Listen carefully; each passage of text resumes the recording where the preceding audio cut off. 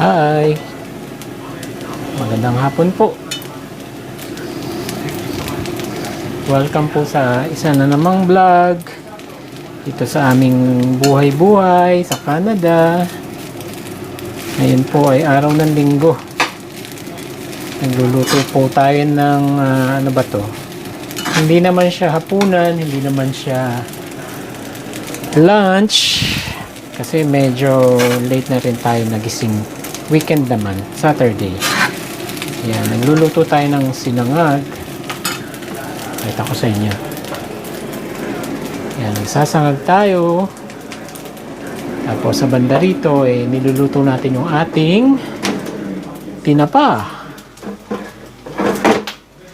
Ayan, sa ating air fryer. And then after itong sinangag, niluluto tayo ng itlog. Yan, so magtitinapa silog po tayo. I hope you guys are doing okay. Yan, it's weekend, so relax lang pag may time. Yan. Doon si baby. Nanonood ng TV about real estate. Kasi ngayon, sa panahon ngayon, may surplus ng housing kasi may uncertainty regarding sa stability ng trabaho. So, sa ngayon, in my opinion, wala namang shortage ng housing Ang problema is, right now, last na panood namin, mga 2,000 yata ang bakanting mga condo units pa lang yon, no? Ang Metro Vancouver. And ganun din yung nangyayari sa Alberta and sa Toronto, sa Ontario. Maraming available na units. Problem is, kukunti ang willing bumili. Bakit kamo? Kasi, for example, sa Alberta, yung presyo ng townhouse doon, you can still buy around 400 to 450,000. Dito, ang townhouses, kailangan mo ng 1 million dito sa Metro Vancouver. And yet, walang bumibili. Daming sa market kasi nga yung affordability issue. Hindi lang affordability, you can afford it, but yung uncertainty, sabi nga ni baby, yung uncertainty sa market, kumbaga sa nangyayari ngayon sa economy, hindi tayo sure sa job stability. Like, mabuti na lang ako, yung company ko hindi ako may-ari. Yung napasukan kong company it's a global company, so marami siyang subsidiary,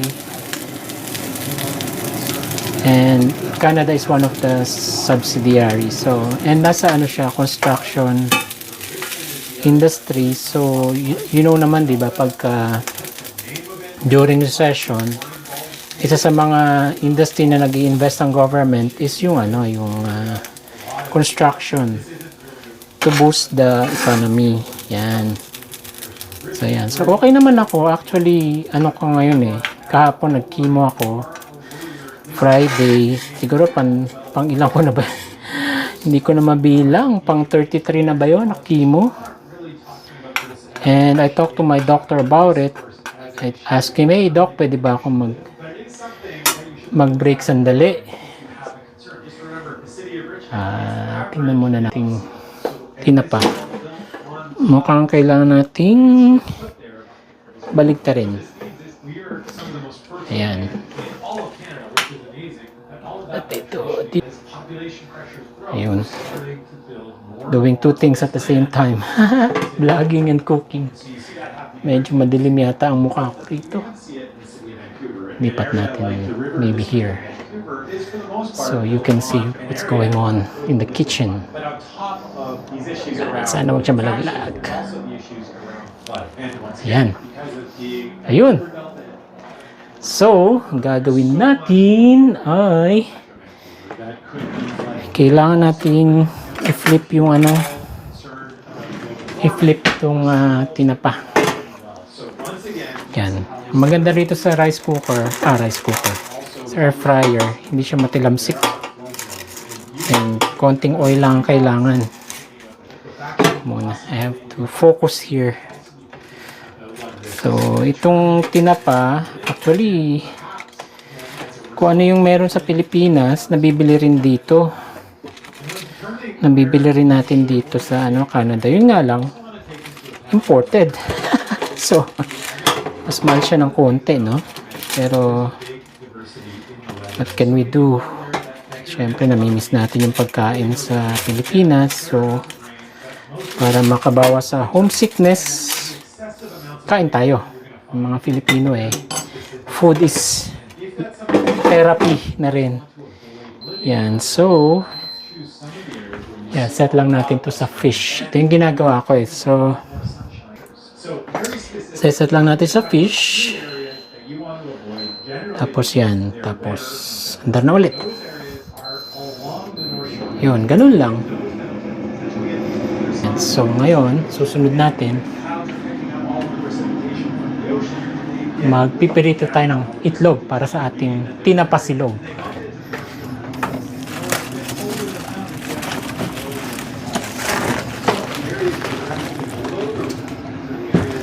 By the way, kung nakatira kayo dito sa Canada, kung bibili kayo ng itlog,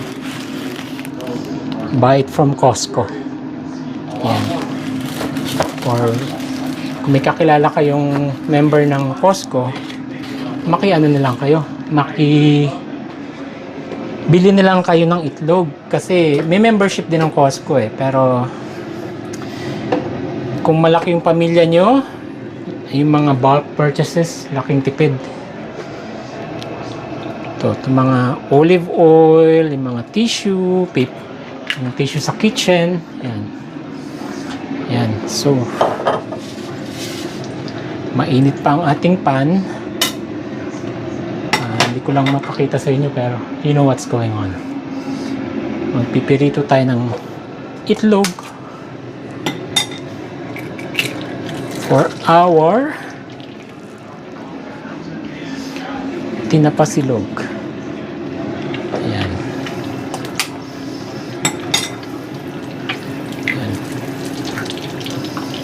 Ayan. So yun na nga so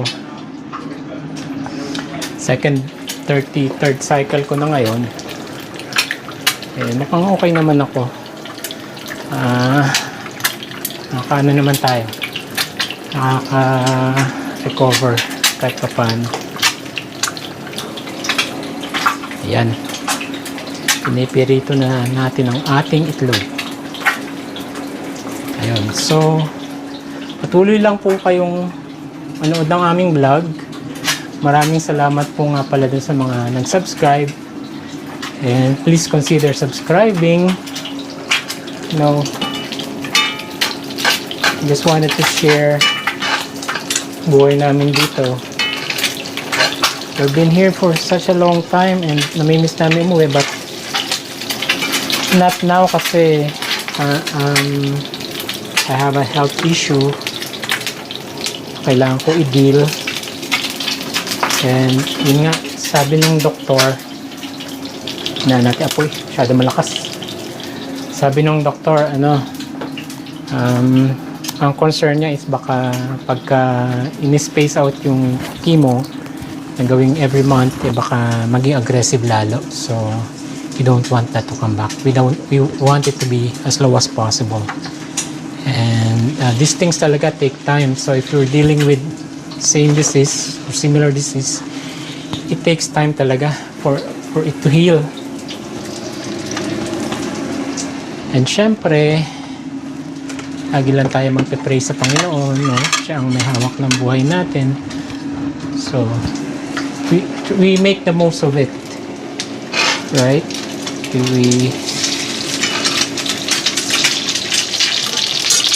May dahilan ng mga bagay-bagay. Bakit nangyayari?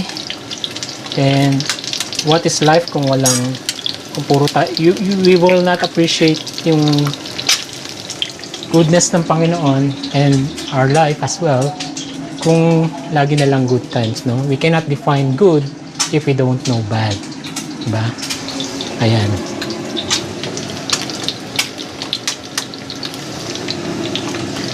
So, tuloy lang natin ang pagluluto ng ating piniritong itlog. Yan. So, yun nga, no? So, it doesn't mean kung meron kang cancer, tapos na ang buhay mo. Siyempre, you can still live a rather, productive life as long as, you're taking care of yourself. And I think number one dyan is yung mindset natin on how we're dealing with it, right? Kaya, yung ginagawa ko, pag may time, tumutugtog, kumakanta-kanta, ayan, nagluluto, nag-exercise, ayan, yun. Kumusta naman po kayo dyan? I hope you guys are doing good. Ayan, ito yung ating makalat na kitchen. Ayan, itlog, tinapasilog. Ayan.